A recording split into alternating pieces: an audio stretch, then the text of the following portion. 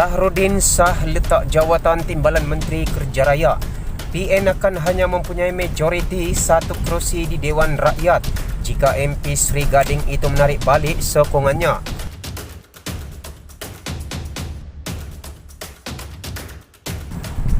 Kerajaan Perikatan Nasional yang rapuh menerima satu tamparan hari ini berikutan perletakan jawatan Timbalan Menteri Kerja Raya Sahrudin Saleh.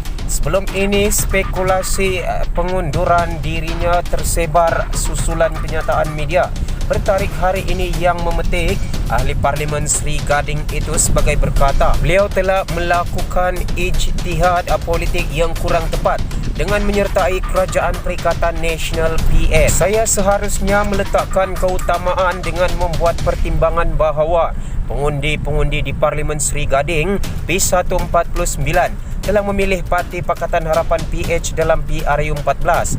Sebagai langkah awal bagi saya membetulkan kesilapan ini, maka saya dengan ini meletak jawatan kerana saya dilantik ke jawatan ini oleh Yang Amat Berhormat Perdana Menteri dari Kerajaan Perikatan Nasional PN, katanya dalam kenyataan itu.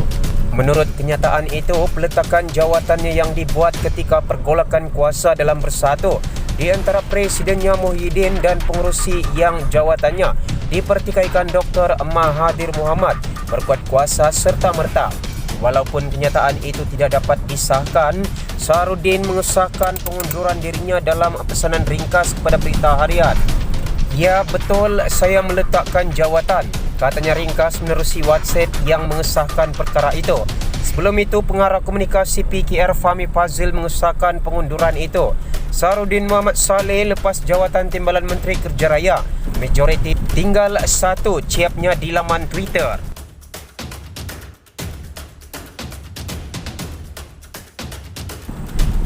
Sementara itu, Setiausaha Agung Bersatu yang jawatannya turut dipertikaikan, Dr. Marzuki Yahya mengesahkan bahawa Sahrudin telah meletak jawatan. Ya, betul, Datuk Sahrudin letak jawatan, katanya menerusi mesej ringkas. Pada Isnin lalu, Sahrudin berkata beliau berharap Muhyiddin dan Mahathir akan merapatkan jurang dengan tidak membiarkan perbalahan mereka melemahkan bersatu. Berdasarkan tempat duduk sidang parlimen terakhir pada 18 Mei, PN hanya memiliki majoriti 2 kerusi, sementara Pakatan Harapan memberi bayangan bahawa ia memiliki sejumlah kerusi yang mencukupi untuk merampas kembali Putrajaya. PN menerajui Putrajaya susulan rampasan kuasa pada akhir Februari setelah Muhyiddin membawa Bersatu keluar dari Harapan yang menyaksikan Kerajaan Persekutuan PH yang memerintah selama 22 bulan itu tumbang. Berikutan krisis politik selama seminggu, Muhyiddin mengangkat sumpah sebagai Perdana Menteri ke-8 setelah membentuk Perikatan PN dengan UMNO, PN, PAS dan GPS. Dalam pada perkembangan berikut, Muhyiddin singkir 3 pemimpin Bersatu dari kem Mahathir. Mereka adalah anggota MPT Akram Shah Muammar Ubaidah Sanusi, pengurusi Pulau Pinang Marzuki Yahya dan Timbalan Pengurusi Kedah Anwar Abdul Hamid.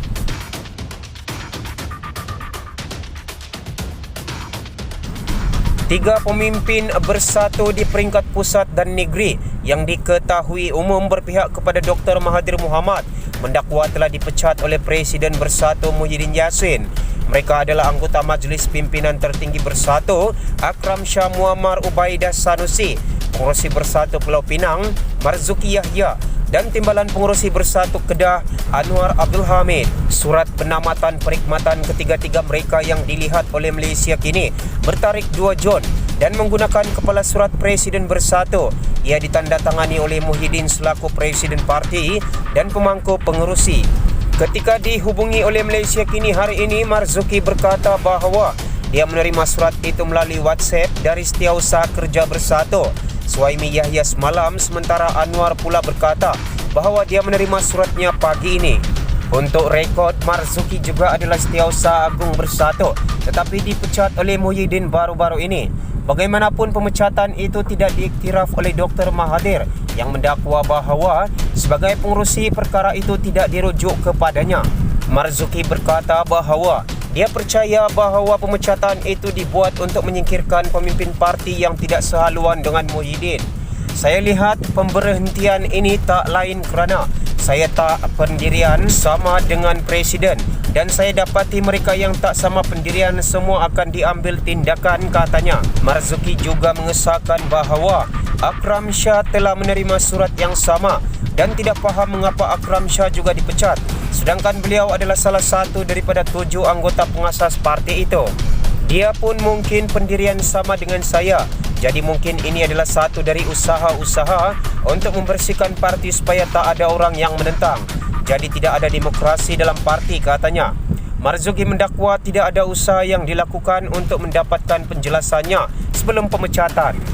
Sementara itu, Anwar mendakwa pemecatannya sebagai timbalan pengurusi Bersatu Kedah adalah usaha Kem Muhyiddin untuk membersihkan kepimpinan parti daripada penyokong Mahathir.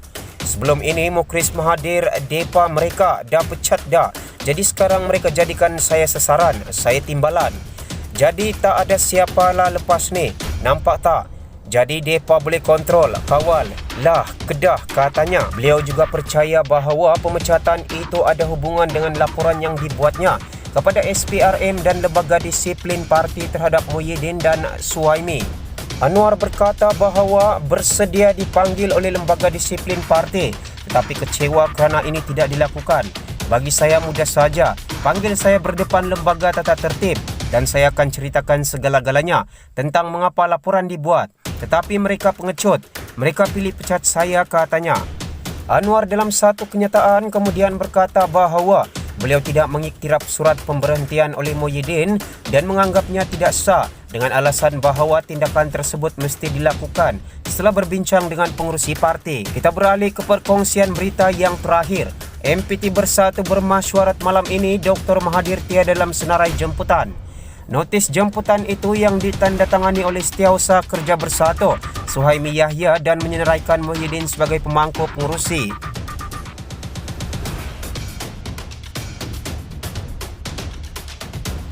Majlis Pimpinan Tertinggi MPT Bersatu dijangka bermasyuarat di Kuala Lumpur malam ini. Ia akan menjadi masyuarat MPT pertama yang dihadiri oleh Perdana Menteri Muhyiddin Yassin setelah beliau selesai menjalani kuarantin selama 14 hari semalam. Muhyiddin menjalani kuarantin rumah selepas menghadiri masyuarat sama dihadiri individu positif COVID-19 bulan lalu. Bagaimanapun, berdasarkan notis jemputan yang dihantar kepada anggota MPT, masyuarat yang dijadualkan pada pukul 8.30 malam itu sekali lagi tidak melibatkan pengurusi Dr. Mahathir Mohamad dan timbalan Presiden Mukhlis Mahathir dalam senarai jemputan.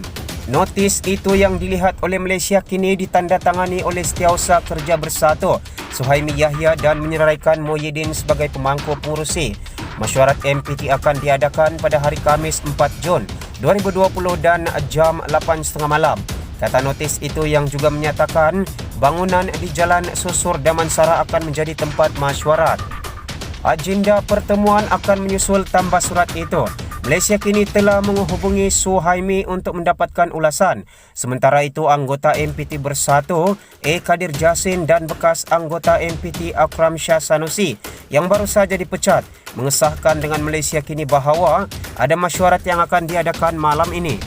Ini akan menjadi kali kedua MPT Bersatu dipanggil untuk mengadakan masyuarat tanpa Mahathir dan Mukhlis. Kali pertama adalah bulan lalu, di mana Suhaimi mengirimkan notis untuk mengadakan masyuarat pada 11 Mei. Namun surat itu dibatalkan sehari sebelum ia diadakan, setelah ada laporan yang mengatakan bahawa ia adalah plot menyingkirkan Mahathir dan Mukhlis. Untuk rekod, Suhaimi yang dilihat berpihak kepada Kem Muhyiddin dipecat oleh Mahathir dari jawatannya sebagai Setiausaha Kerja Parti. Ini berlaku setelah Suhaimi mengeluarkan surat memaklumkan pengguguran keanggotaan 5 ahli parlimen Bersatu termasuk Mahathir dan Mukhlis kerana duduk bersama pembangkang semasa sidang Parlimen 18 Mei. Walau bagaimanapun, Mahathir menolak surat Suhaimi dengan mengatakan bahawa Setiausaha Kerja tidak mempunyai kuasa untuk membuat keputusan seperti itu. Semua sumber berita telah dipetik dari Malaysia Kini Online. Untuk teruskan menyokong perkembangan channel ini bagi memudahkan anda mendapat sebarang perkongsian berita, sila like dan subscribe channel ini. Jika anda mempunyai sebarang komen, sila tinggalkan pada ruangan komen di bawah. Anda juga digalakkan untuk mengongsikan video ini ke akaun media sosial anda seperti Facebook dan juga WhatsApp. Terima kasih.